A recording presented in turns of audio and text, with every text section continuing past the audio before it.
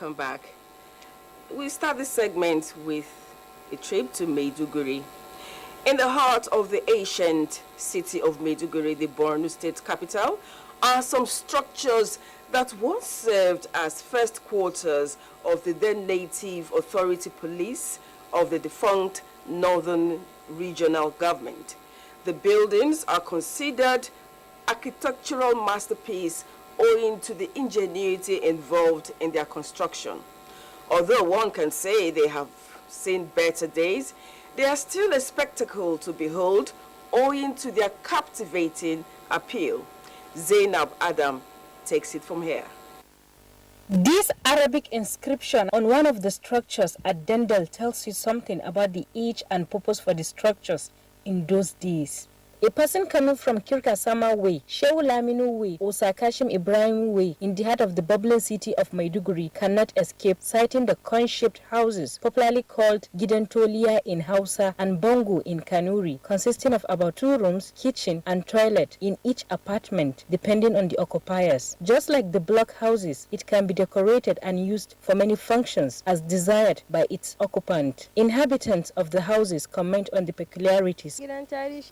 The house is good and people like it. The house is appealing to people's sight. The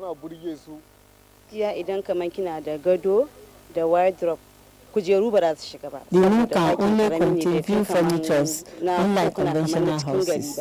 This is what some prominent people in Maiduguri have to say about these relics of the Northern Regional Government that are still some edifices to behold. When the Europeans came, when they were setting up public buildings, the middle school, most of these buildings were of the same type. And the one you see with long structure on top of it for accommodation. They are very spacious. It is always, all seasons, it is cold. During the cold season, it is warm. During the hot season, it is cold. So this was the technology which was employed by our people in the rural areas, and it was replicated in the city by the Europeans. But unfortunately, due to our mentality of modern buildings, whenever they deteriorate or collapse or they were demolished, instead of building, setting up the same buildings, people build modern buildings in its place. That most of the structures are still standing except those affected by some natural phenomenon speak volumes on the ingenuity involved in erecting them. Burnt bricks were used, and burnt bricks were known to have possess the characteristics of being strong when subjected to required temperature of furnace.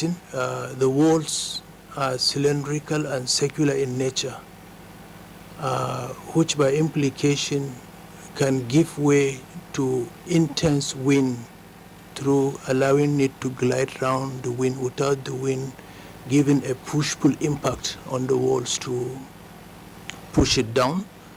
Considering the history attached to the structures, what plan do the government have to preserve them for the upcoming generation to appreciate? You know, the bricks have many advantages. It's even bulletproof because they are very strong. For me, already government have preserved it. Since up to this moment, they are still existing. I think there must be a logic behind it. We will even advise them to maintain it for posterity. The relics of Northern Nigerian government, as you can see, still stand firm and continues to add to the beauty of Maiduguri, the home of peace, although requiring maintenance for its preservation for the upcoming generation.